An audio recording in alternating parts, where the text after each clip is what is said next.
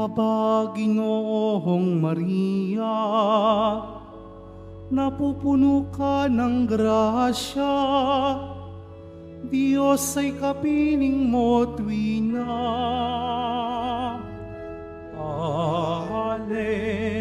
Alleluia,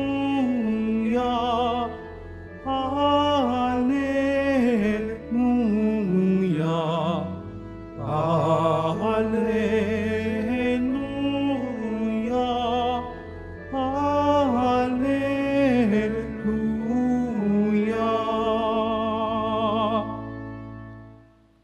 Sumainyo ang Panginoon. At sumaiyo rin. Ang mabuting balita ng Panginoon ayon kay San Lucas. Papuri sa iyo, Panginoon. Noong panahong iyon, ang Anghel Gabriel ay sinugo ng Diyos sa Nazaret, Galilea, sa isang dalaga na ang pangalay Maria. Siya'y nakatakdang ikasal kay Jose, isang lalaki buhat sa lipi ni Haring David. Paglapit ng anghel sa kinaroroonan ng dalaga, binati niya ito.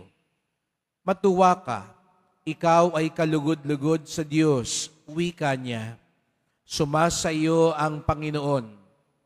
Nagulumihanan si Maria sa gayong pangungusap at inisip niyang mabuti kung ano ang kahulugan niyon. Kaya't sinabi sa kanya ng anghel, huwag kang matakot, Maria, sapagkat kinalulugdan ka ng Diyos.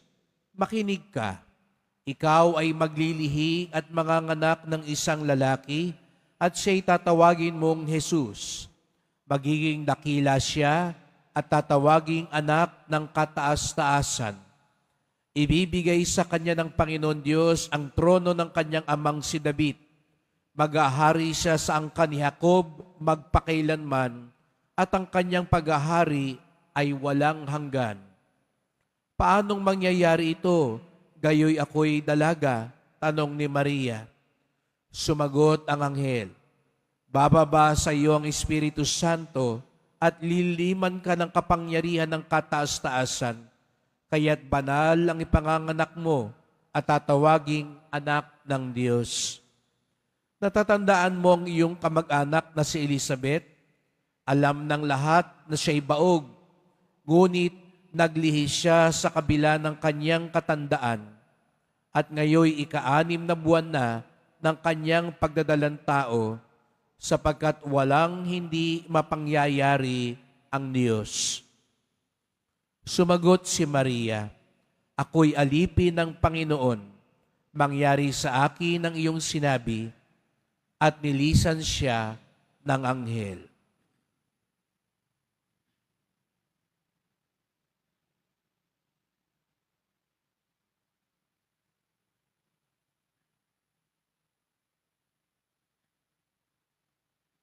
Ang mabuting balita ng ating kaligtasan. Pinupuri ka namin, Panginoong Heso Kristo. Maupo po tayo. Magandang umaga po sa inyong lahat at maligayang pagdating sa tahanan ng ating mahal na pong Jesus Nazareno.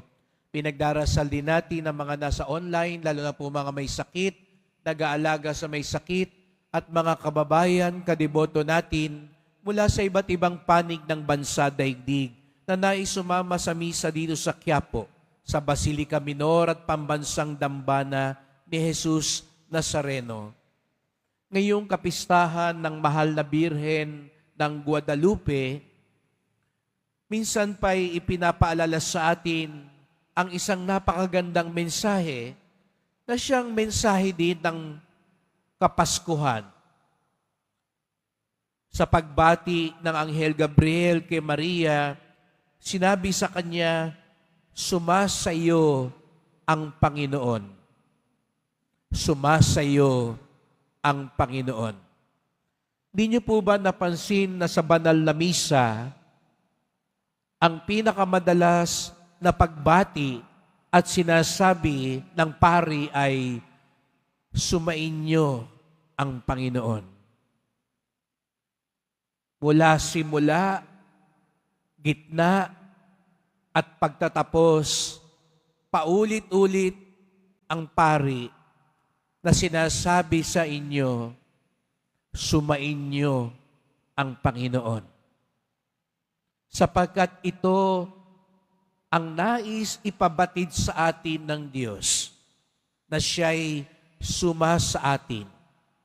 Kaya nga't nang magkatawang tao si Jesus Nazareno, ito ang naging panimulang hudyat ng sinabi ng anghel sa kanya, sa mahal na Birheng Maria, suma sa iyo ang Panginoon.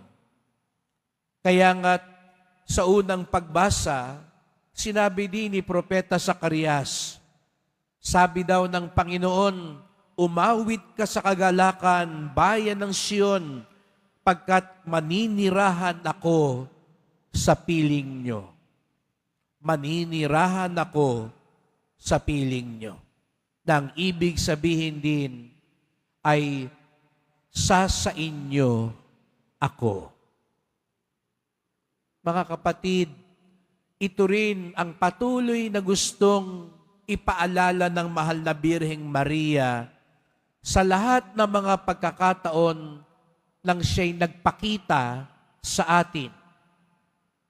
Kaya nga't kamakailan lamang nung ipinagdiwang natin ang kapistahan ng Immaculada Concepcion, sa pagpapakita ng mahal na Birhen ng Medalya Milagrosa, yun din yung ipinakita niya na siya'y ipinaglihing walang kasalanan at siya ang takbuhan nating mga nananalangin. At nung siya'y nagpakita din sa Lourdes, nung siya'y nagpakilala bilang Immaculada Concepcion, kanya ring hinimok ang mga tao manalangin at magbalik loob.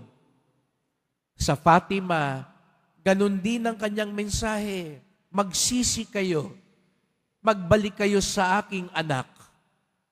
At ito ngang sa mahal na Birhen ng Guadalupe sa Mexico, ang kanyang ipinaramdam din, ako ang inyong ina.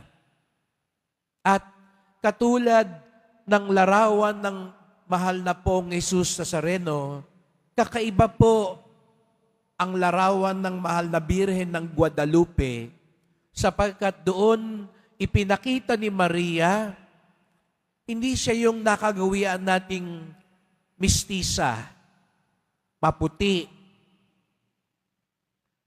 Katulad ng Poong Nazareno, ang pagpapakita ng mahal na Birhen sa mga tao ay yung katulad nila, kakulay nila.